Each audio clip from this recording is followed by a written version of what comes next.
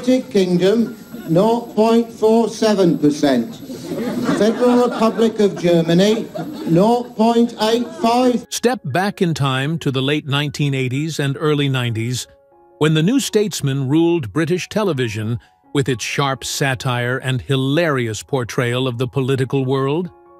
Featuring the unforgettable Rick Mayall as the conniving Alan Bastard, the show became an iconic staple of British comedy.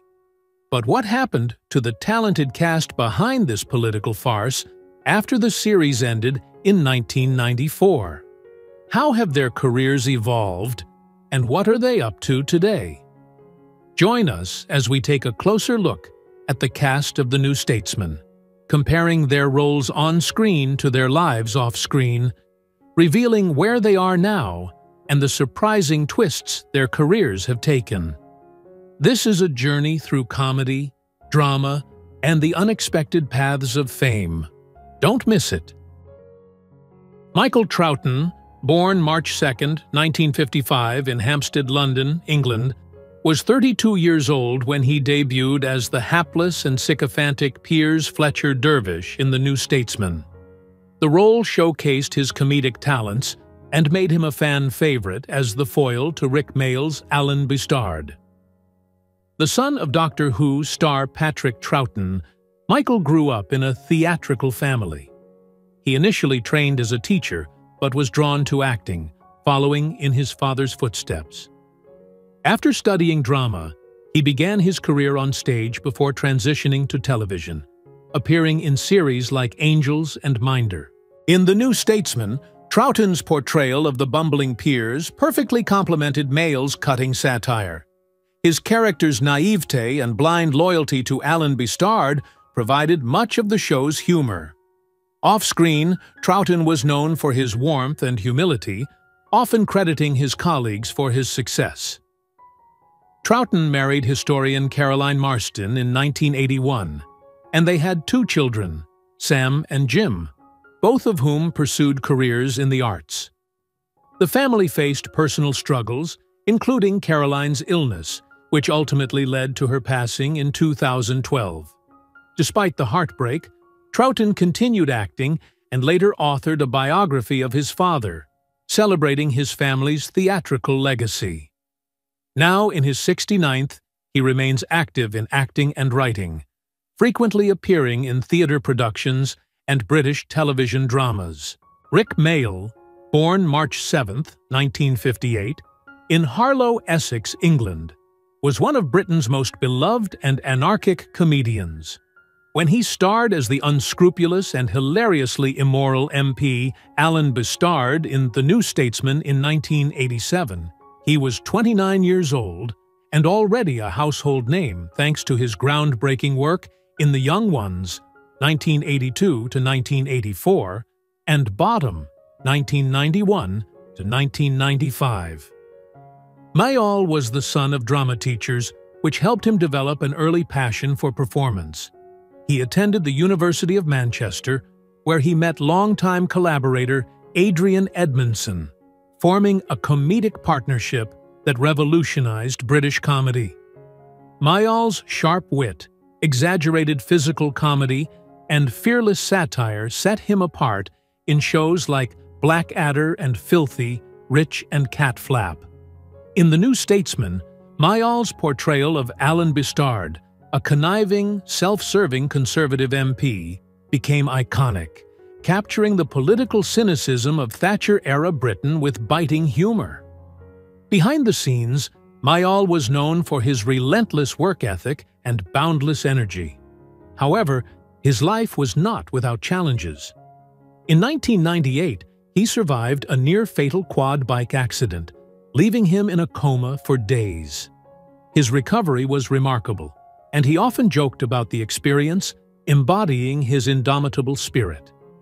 Mayall married Scottish makeup artist Barbara Robin in 1985, and the couple had 3 children, Rosie, Sydney, and Bonnie. Despite his public persona as a comedic rebel, Mayall was deeply devoted to his family, describing fatherhood as his greatest achievement. Tragically, Mayall passed away suddenly on June 9, 2014, at the age of 56. His legacy endures as a pioneer of British comedy and a fearless satirist who challenged the status quo.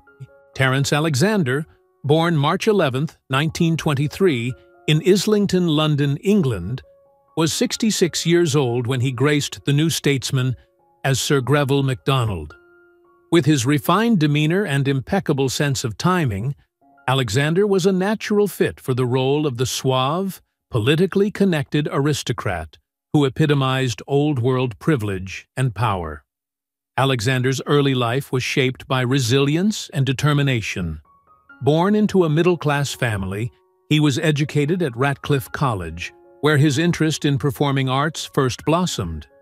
His ambitions were briefly put on hold during World War II when he served courageously in the Royal Armoured Corps. Despite sustaining injuries in action, Alexander emerged with a renewed passion for acting, which propelled him into a prolific career on stage and screen. His acting journey spanned over 5 decades, with iconic roles in productions like Bergerac, where he played the lovable Charlie Hungerford, and memorable appearances in films such as The Day of the Jackal. In The New Statesman, Alexander brought complexity to Sir Greville, showcasing his ability to imbue even morally ambiguous characters with charm and depth. Alexander's personal life was equally rich. After a short-lived first marriage, he found lasting happiness with his second wife, Saba Moore Doucet, whom he married in 1956. While the couple had no children, they enjoyed a fulfilling partnership, often hosting gatherings for friends and fellow actors. Alexander was known for his warmth and generosity, both on and off the set. In his later years, he retired to Surrey, where he embraced a quieter lifestyle, indulging in his passions for gardening, cricket, and golf. He passed away peacefully on May 28, 2009, at the age of 86, leaving behind a legacy of versatility and enduring performances that continue to captivate audiences. Marcia Fitzalan, born March 10, 1953, in Bonn, West Germany, was 34 years old when she took on the role of Sarah Bistard, the cunning and glamorous wife of Alan Bistard in The New Statesman. Fitzalan brought sophistication and sharp comedic timing to the role, making Sarah an integral part of the series' satirical edge. As the daughter of the Duke of Norfolk, Fitzalan grew up in an aristocratic family but pursued a career in acting rather than following traditional expectations. After training at the Webber Douglas Academy of Dramatic Art, she made her debut in the 1970s, quickly gaining recognition for her work in stage and television dramas. Her role in The New Statesman allowed Fitzalan to showcase her versatility, balancing Sarah's charm and ruthlessness with an undercurrent of vulnerability. Beyond the series, she appeared in numerous television productions, including Murder Most Horrid and Upstairs, Downstairs. In 1977, Fitzalan married English actor Patrick Ricart, and the couple had 3 children, Mariella, Jemima, and Frederick. Despite their high-profile status, the couple maintained a relatively private family life until their separation in 1995. Fitzalan later focused on raising her children while continuing to work in television and theater. Now, in her 71, Fitzalan remains active in the arts and is involved in philanthropic efforts, particularly those supporting the preservation of cultural heritage. Her legacy includes not only her iconic roles, but also her ability to balance the demands of a public life with her personal passions and responsibilities. John Nettleton, born February 5, 1929, in Lewisham, London, England, was 58 years old when he stepped into the role of Sir Stephen Baxter in The New Statesman. A master of subtle comedy and polished performances, Nettleton portrayed the high-ranking political figure with a perfect blend of dignity and satire, capturing the absurdities of power in the series' biting political commentary. Growing up in a literary household, Nettleton developed an early love for storytelling. He pursued his passion at RADA, Royal Academy of Dramatic Art, where he excelled and began his journey in theater. His early career was defined by his work with the Royal Shakespeare Company, where he earned acclaim for his commanding stage presence. Transitioning to television, Nettleton became a familiar face with roles in Yes Minister and Upstairs, Downstairs, earning respect as a versatile and dependable performer. As Sir Stephen Baxter, Nettleton brought a nuanced gravitas to the New Statesman, navigating the character's pompousness with impeccable comedic timing. His interactions with Rick Mayall were among the series' highlights, showcasing his ability to hold his own against the show's larger-than-life protagonist. Nettleton's personal life mirrored his professional stability. Married to actress Deirdre Doone since 1954, the couple raised 2 children in a household filled with warmth and intellectual curiosity. Known for his reserved nature, Nettleton avoided the limelight, preferring to focus on his craft and the joys of family life. He died on the 12th of July, 2023, at the age of 94. Rowena Cooper, born in 1953 in Staffordshire, England, was 33 years old when she took on the role of Norman Borman in The New Statesman. Though her character was a supporting one, Cooper infused it with such vitality and wit that she became an integral part of the show's tapestry, holding her own alongside Rick Mayall's bombastic lead. Raised in a creative family, Cooper's love for storytelling and performance was evident from a young age. Encouraged by her parents, she pursued acting at the Bristol Old Vic Theatre School, where she honed her skills and developed a flair for both comedic and dramatic roles. Her early career included a mix of stage and television, with standout performances in Minder and The Bill. In The New Statesman, Cooper's Norman Borman provided a clever foil to the chaotic antics of Alan Bistard, demonstrating her skill in blending subtle humor with layered character work. Critics and fans praised her for bringing depth to her scenes, making her a memorable part of the series. Off-screen, Cooper found love in her marriage to Peter Lawrence, a fellow actor and director.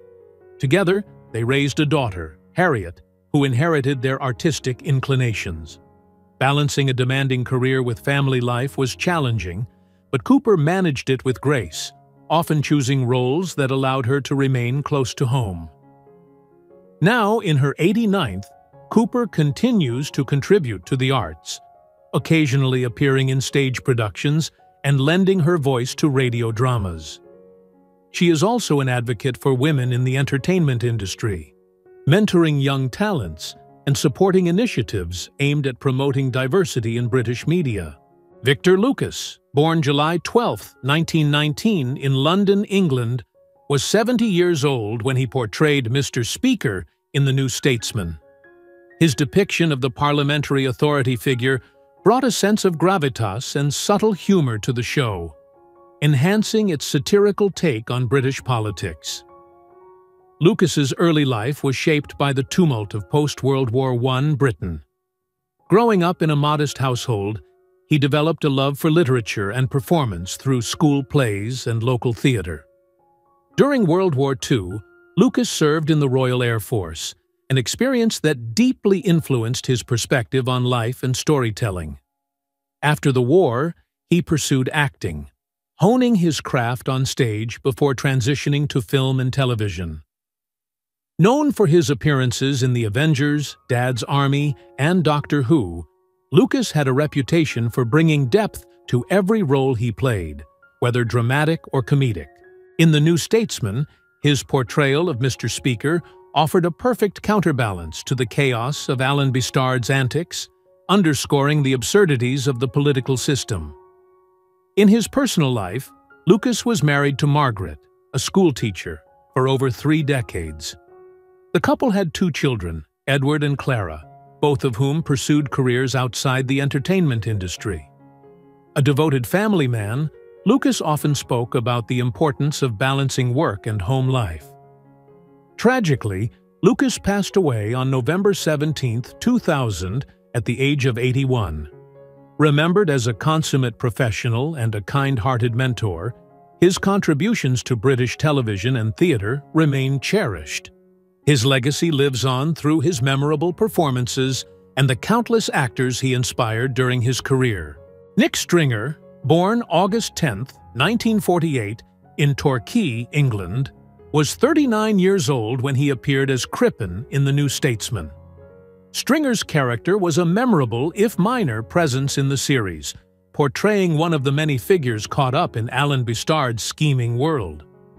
Known for his down-to-earth demeanor and comedic timing, Stringer brought authenticity to the role, contributing to the satirical punch of the show. Raised in a working-class family, Stringer developed an early passion for performing through local theatre groups. His journey into acting began after studying at the Bristol Old Vic Theatre School, where he trained alongside other rising stars of British drama. His career soon blossomed, with notable appearances in Only Fools and Horses, The Bill, and Bergerac. Though often cast in supporting roles, his ability to make even the smallest parts stand out earned him respect in the industry. Off-screen, Stringer maintained a relatively private life. Married to Elaine Barnes, a costume designer since the early 1980s, the couple raised two children, Sarah and Jamie, in a quiet corner of Surrey. Stringer was known among his colleagues for his wit and generosity, often sharing anecdotes from his years in the business. In his later years, Stringer shifted his focus to mentoring young actors and participating in community theatre projects. Now 76 years old, he enjoys a peaceful retirement in Devon, where he spends his time painting landscapes, gardening, and indulging his lifelong love of cricket. Vivian Heilbronn, born on May 13, 1944, in Glasgow, Scotland, was 43 years old when she portrayed the sharp and socially astute Beatrice Prothero in The New Statesman. Her character added an element of intrigue and intelligence to the satirical world of the show, particularly as a figure who could hold her own against the manipulative Alan Bustard.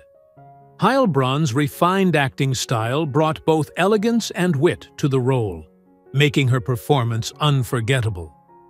Heilbronn's early life in Glasgow was steeped in a love for literature and the performing arts, inspired by her parents, who were amateur dramatists. Encouraged to pursue her passion, she attended the prestigious Royal Scottish Academy of Music and Drama, where she excelled and quickly garnered attention for her performances. She began her career on stage, performing in notable Shakespearean productions before transitioning to television.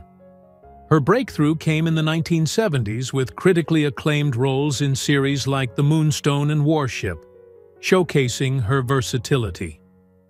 In her personal life, Heilbronn married theatre director Peter Dews in the mid-1970s.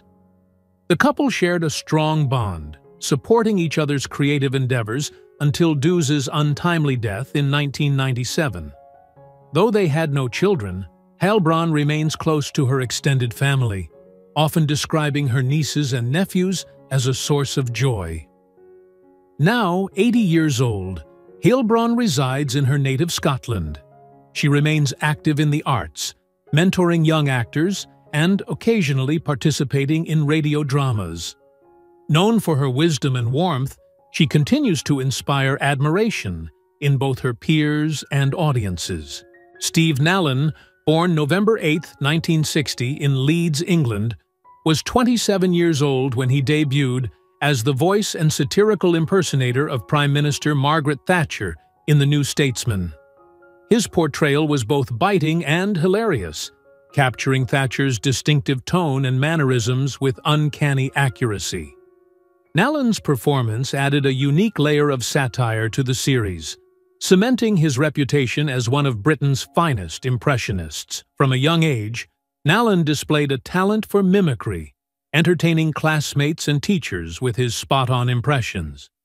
Encouraged by his parents, he honed his skills and studied drama at the University of Birmingham, where he began performing stand-up comedy. His breakthrough came with Spitting Image, where his Thatcher impersonation became iconic, earning him widespread acclaim. In The New Statesman, Nallon's depiction of Thatcher was a masterstroke, blending humor with sharp political commentary. He used the character to highlight the absurdities of the political landscape, often stealing the spotlight in the scenes featuring his voice. Despite his public persona, Nallon has kept much of his personal life private.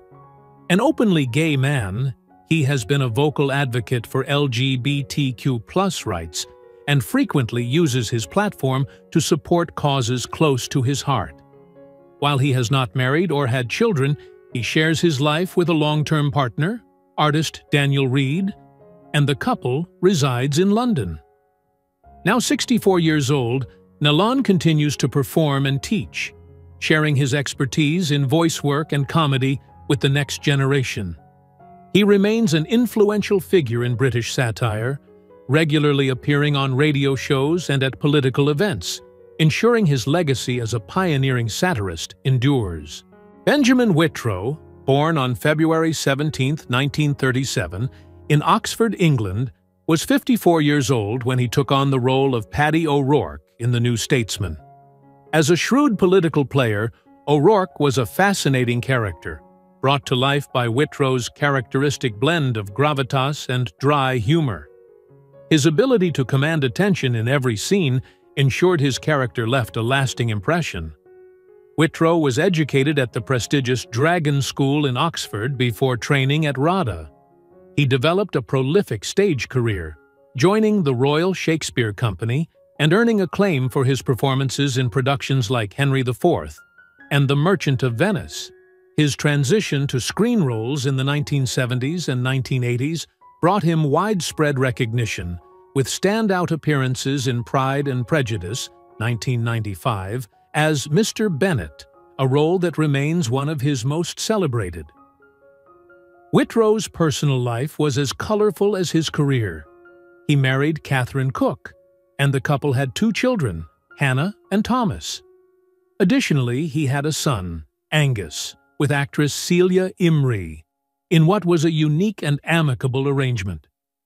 Whitrow often spoke about the joys of fatherhood and the importance of fostering curiosity and creativity in his children.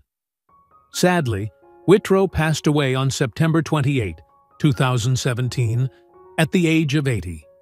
His passing marked the end of a remarkable career that spanned decades, but his work continues to be cherished by audiences worldwide.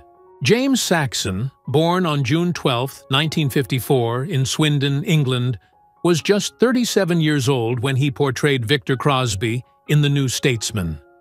Known for his exuberant energy and comedic timing, Saxon's portrayal of Victor brought a lively dynamic to the series, capturing the absurdity and chaos of Alan Bustard's political exploits. Saxon's journey into acting began with a childhood fascination for storytelling. After training at the Royal Academy of Dramatic Art, he embarked on a career marked by versatility.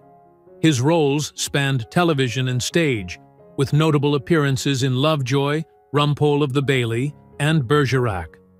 Audiences appreciated his ability to shift seamlessly between drama and comedy, and he quickly became a favorite character actor of his time. Despite his successful career, Saxon was known for his humility and approachable nature. He lived a quiet life, choosing to focus on his work and personal passions rather than courting fame. Saxon was deeply connected to his family and valued the enduring friendships he built within the industry. James Saxon's life was tragically cut short when he passed away from a heart attack on July 2, 2003, at the age of 48. His early death was a profound loss to the world of acting, but his vibrant performances continue to resonate with fans and serve as a testament to his remarkable talent. And that's a look at where the cast of The New Statesman is today. From their careers to the unexpected paths their lives have taken, it's clear these actors made a lasting impact. Which cast member's story surprised you the most? Let us know in the comments below. Don't forget to like, share, and subscribe for more updates on your favorite classic shows. Thanks for watching, and we'll see you in the next video.